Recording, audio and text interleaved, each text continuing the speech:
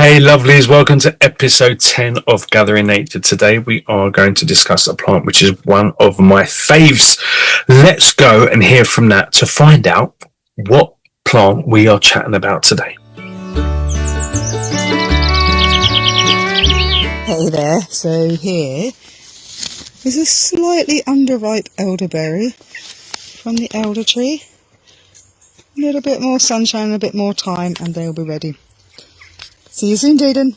The elder, super excited. Not only because of the Deathly Hallows has the elder wand, but also because it's one of my favourite cordials. I don't want to wait any longer. Let's go and chat with Nat. Okay, so I'm in Los Altos in Chiapas in Mexico in the municipality of San Cris, and look what I have. Do you recognize it? Beautiful berries. Elder. How amazing that we have it here as well. Just like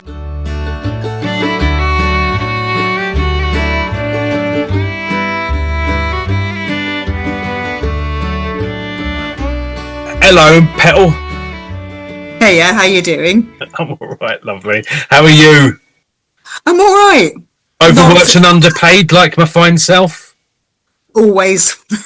But it's lovely. It's lovely to be able to catch up with you and talk about lovely things. Like, for instance, today, as you said, we're talking about elder.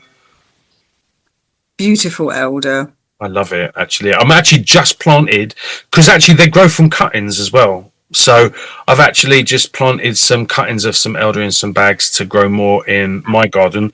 I've already have 3 elder trees that I've actually have already started growing from cuttings as well. I love elder. I love the berries. I love the flowers. It's a very magical plant as well. So it ticks all boxes for me. But tell me about it. What do you know, Mrs.? So the primary thing that I know for elder medicinally is its antiviral properties. Okay. So there's an old traditional tea that is made for coughs and colds and flus, which is a third elder, a third peppermint, and a third yarrow. Okay. And the elder is put in that tea to help with the antiviral properties. What part of the elder? The flower, the stalk, the bark, the berry? The flower for the tea, then the berry is also antiviral and tastes delicious, eh? Can you eat them raw just off the tree? No, they're emetic if you eat them raw. But that's really interesting. Emetic, so they make you throw up. Really? But it's interesting. Some people will throw up with 1 berry. Some people will throw up with 100 raw berries. Okay. So how would you cook a berry for it to be delicious? Boil it? Boil it. So my 2 favourite ways to take elderberry are elderberry wine. Of course. Number 1 on the list. Number 2, elderberry vodka. Followed by elderberry cocktail. Elderberry gin. And then elderberry vinegar is just divine. So it's like a rich, almost balsamic-y type flavour. Nice. But fruit instead of that. Balsamic doesn't have the fruit edge to it. It's really lovely. Oh, that sounds amazing. We actually have a kind of a dressing which is made of jamaica, which is the hibiscus flower, hibiscus seed, and that has got that real kind of sweet, fruity, but still gorgeous that goes on like salads. It's like a balsamic vinegar as well. I digress. But would you eat the berries as like a dessert or as anything like that? I mean, would you be able to have them as a... Yeah, if you cook them. So just boil them with sugar, that would be it? Yeah, that'd be plenty. And they taste nice? No, it tastes lovely. Would you make elderberry jam? Yes. Oh my jam. God! Why have I not spoken to you about this earlier? There are millions of elderberries where I am at the moment. Guess what you're going to be doing? I had quite a good success in my rose petal jam. Thank you. Not jam, my rose petal water, I guess I'll call it. That was rose water. That was really super tasty. Still is super tasty. I'm still drinking it. So elderberry water I could make as well. Then if I boiled it with a bit of sugar and then added water. Oh my goodness! Tell me more. Tell me more. You got me. You got me. I mean, the elderberry wine is worth it. It's better than most red wines, in my opinion. Really?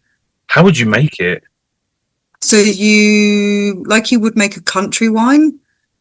Trying to rapidly remember now. So you cook your elderberries. Yeah. And then you ferment it with yeast and water. You stir it for a few days with the yeast, let it bubble up, then put it in your demijohn and wait. I can't remember how long you wait. And then you take it out of that demijohn. You strain the berries out, take it out of the demijohn, and then let it sit traditionally for 20 months. But it never lasts that long. It would with some of us, Nat. Just saying. Those that look after their liver. You know, some of us can portion control with alcohol. Get in! Bloody hell. I tell you what, do you know what I did make years ago? Obviously, because, you know, I'm kind of witch pagan. At the celebration, I would take fruits of the season and I would make an alcohol with them. So, for example, I would take, like in summertime, I would get all the red berries and I would make red berry vodka.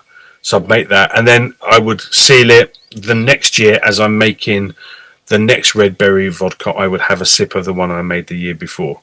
So I've actually got now, I think there's some up in my mum's attic. Don't be raiding my mum's attic, people. That is kind of like 17 years old. It's like the purest cough syrup. It's just, and sloe gin. I used to make sloe gin, and I would prick each individual sloe with a silver hat pin. That was the tradition. And I would make sloe gin. Would you, obviously you wouldn't prick every elderberry with a silver hat pin, but could you do that in a kind of traditional way? Would you literally, could you just add the berry to the alcohol and sugar, or would you still have to cook it? Yeah, I would still cook it just in case. Okay, so cook it and add the kind of the stewed fruit to the alcohol. See, I'm now wondering if the fermenting process stops the emetic properties or not. Yeah, this is your homework. Not that you've got a shitload of other things to do, but this is an extra homework. She's going to find out, kids, and I'm going to put it in a comment on the bottom of this video. So you'll find out whether you can just pick the berries, add them to a nice bit of vodka, shed loads of sugar, put it away. Bob's your uncle the following year. Wonderful. Absolutely wonderful. So tell us more and more, because I'm waffling a lot today. Tell me more about it. So then you don't use the stalks, because they have a residue that they've got a resin in them that accumulates cyanide. Oh, so okay.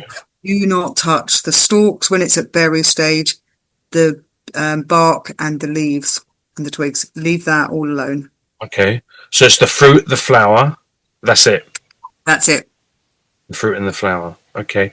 What would you do with the flower? I mean, obviously, one of my favourites, and I might have to quiz you offline, is elderflower cordial. Yes, just what I was going to mention. Elderflower cordial is beautiful, isn't it? How do you make that? Oh, no emetic properties going on there. You just go and start chomping on the flower right from the tree. Would it taste nice? I think you're better off making it into something to bring the flavours out. Yeah. So you literally gather the flowers, take them off the stalks. Although when the stalks are younger, they don't have as much of that resin in them, so it's a lot safer. So you can do better safe than sorry, I guess. fritters. I'm always overcautious. You can make elderberry fritters from them. So you just take the head of the elderberries and then dip them in a batter and then deep fry it. So you don't. So literally, you just cut it off the tree, dip it into batter. The berries attached to the stalk. The flowers. Oh, the flowers, not the berries. Yeah. Oh, because you said elderberry fritter, that kind of confused me. Oh, okay. Oh, did I? I meant elderflower. Elderflower fritters. That sounds really nice. Yeah, that is. So then you can either do that, or you can make it into the cordial, take the flowers off, and then put them into some water, soak it overnight, and then add your sugar and make your cordial. So I guess elderflower wine as well you can make, right? Oh, yes.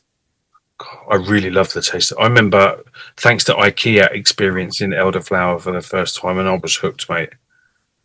Absolutely hooked. I love elderflower.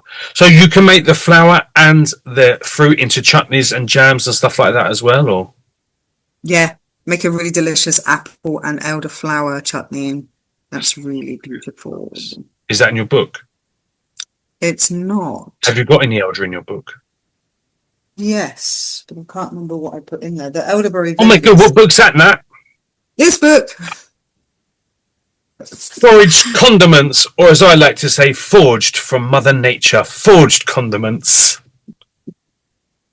Let me have a look. I can't remember what recipes were in here. for elderflower and elderberry. I think it was just it was elderberry jam and elderberry vinegar. Oh, okay, nice.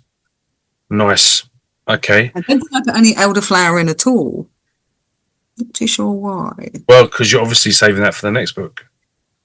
Yeah. Obviously. Medicinally, apart from antiviral, do they have any other medicinal properties, and how would you use them for medicinal needs? Mostly antiviral. Some degree the flowers can make you sweat, so diaphoretic is the fancy word. Okay. Mildly diaphoretic, so that comes down to the coughs and colds. Okay. That helps you sweat out the virus. Mm-hmm. Years ago, people so revered an elder tree that in Scotland they would nod to the elder as they went past. Wow, love that. I would be constantly. I would look like I had bloody Parkinson's if I kept done it here, because every 2 yards there's an elder. It's quite interesting because the farmers lop them off, right? Because obviously they grow too big, and they don't cut them down. So instead of having like the one tree with the kind of like the beautiful kind of the trunk with all this kind of, we have like, it's almost like elder bushes. So there's like that all just stalks, like huge ass stalks where they keep chopping them and they just keep growing back. So we have bushes of elder rather than trees of elder, I guess. So, right, but still going to get the properties from them. And oh my god, they are. I mean, obviously, you're not just waiting for one kind of stalk to have flowers and berries. It's almost like 16 trees in one. So they are. I mean, it's excess, darling, excess of berries and flowers. It really is more than anybody needs. It's just gluttony. But yeah, it's amazing. There's just so much of it. So you can easily go and get loads of elderflower and elderberry. Oh my god, yeah. It grows really well from cutting. So I've just kind of lobbed a couple of branches off, and I've got 2 in the garden now that were last year's lobbings. They're growing really nicely. And I've just put some up by my house to grow along the side of my house because I want elder there. Really, good magical protective elements to elder as well.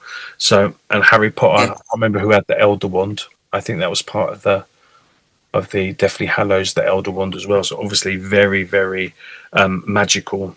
So hence the reason why I've planted that by my house. But yeah, not only that, but makes a good jam on a vodka too. Everyone is a winner with elder.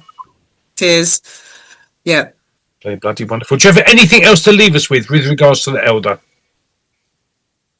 Not that I can think of. Let's see what Jackie and Layla say. I think we should. Let's go over to them now. Let's go through the round window. The show isn't over until we have gone to the United States of America to chat to transatlantic herbalist, the amazing Layla Neal, and then popped off to Avalon, no doubt, to Glastonbury, UK, to meet our wonderful witch of the West Country, Jackie Thackeray. Let's go and find out what these wonderful ladies have about elder.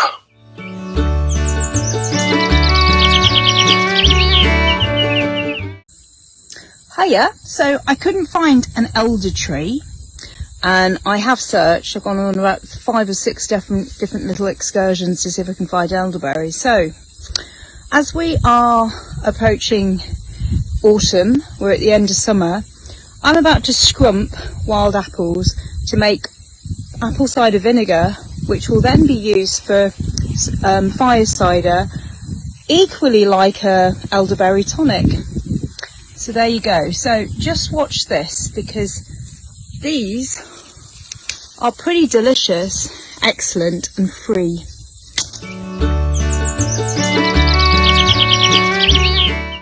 Hi, today's magical tree is the elder tree. I have elder in my back garden, so it's a tree that's really special for me. And I tend to harvest some of the blossoms, not all of them, because I want the berries in the autumn, and obviously the berries as well.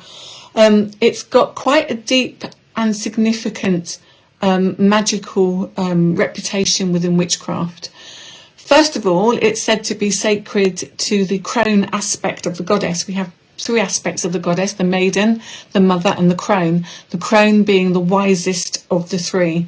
So the name elder kind of gives that away a little bit, because elder suggests an older person full of wisdom and knowledge. So if we want to connect to the crone aspect of the goddess, it is a really good tree to approach.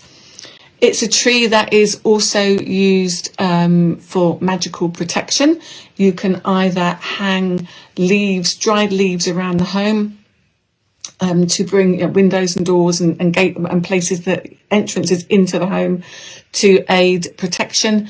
You can also actually dry the berries out, which I like doing, often in my airing cupboard or on a very, very, very low heat in the oven. And then once the berries are dry, you can also buy them dried, you can thread them together using beading wire or just a needle and cotton. And you can either use those as beads interlaced with maybe other crystals that are really good for protection, wear that as a necklace. Or you can also, I tend to do this with rowan as well, which we'll talk about in a few weeks. You can thread the beads, the berries together on some wire along with a clear quartz crystal. So I tend to do 9 beads one side, but then put a clear quartz crystal bead in, 9 beads the other side, and you can hang that up over doorways and entrances, again, for protection. It's another good one to use in all healing spells, prosperity spells, and spells of growth. Not only is it associated with the crone aspect, but it's also associated with the other world and the world of the fae or the elementals. And it's associated with personal transformation. So you can approach the fae by sitting underneath an elder tree, and even dreaming under an elder tree will connect you, if you fall asleep, will connect you to the fae and the other world. Be careful with that. But it will also create vivid visions and lucid dreaming, which is really interesting. If you can't sleep under an elder tree, but you want to encourage those kind of more psychic, lucid dreams, then you could make a pouch with the berries or the flower, depending on what time of year it is, some of the leaves and maybe some of the twigs. Just put it in a pouch and put that under your pillow to encourage those dreamings. I really like to use it for protection and for healing more than anything else, because both the berries and the flowers have really strong healing properties. It is, however, a tree that you need to approach with caution. I would say when we're taking anything from nature for witchcraft use, spells and magic, it's always approached with respect. Always ask permission. If you feel permission is given, and you'll know, take just some, don't take all, and always give something back. And the elder is really important for this. The elder can be, just like the crone, just like our elders, cranky. If you don't ask permission, there can be some backlash. And that could be just bringing bad luck into the house. It's also a really good idea not to burn elder. It is one of the 9 sacred trees of ancient Britain. And many of these trees are burnable in magic and witchcraft, but don't burn the elder. There's a really good reason for that. The smoke is said to be toxic, so you don't want to be breathing that in at all. But also, if you do burn it, it's said to bring into the house misfortune and even death into the household. So it's not a good one to burn at all. Elder, for me, is one that I like to use in my Samhain rites. Samhain is the last of the big festivals of the Wheel of the Year, and it connects us to our ancestors and to the crone, the goddess, which reigns that time of year. So it's a really good tree to use in any rites, whether that's just using twigs and sticks or whether it's using the dried berries in incense. That's okay to burn those in incense, just don't dry the wood. And even making an elderberry tea, for me, helps me to connect more fully to my ancestors. And one of the teas that I mix is a Samhain tea, and it definitely contains elderberries in that. Quite a bitter taste, so I always sweeten with honey. If you make a wand out of elder. Again, that is to be used with caution. And when I use the wood elder in any wand making, it is again to connect to the world of the fae, to the world of the elements, to my psychic abilities, and to the crone. So it's a really interesting tree and one of my favourites. That's a brief description of some of the things that you can do with the magic of elder. What a wonderful show, Natasha, Layla, Jackie. Thank you so much for your phenomenal information. People at home, like I said, if you have any comments, anything you want to add to Elder, then please put it in the comment section of this video. It would be lovely, not only for all of us to find out different traditions, different medicinal and culinary uses, but also for the people watching the video. It will be wonderful. You can add any recipes, any tinctures, anything you want to put down there. That would be super great. We will see you next week on Gathering Nature. I hope you have a wonderful week. Stay blooming beautiful. See you then. Ta-ra. Bye-bye.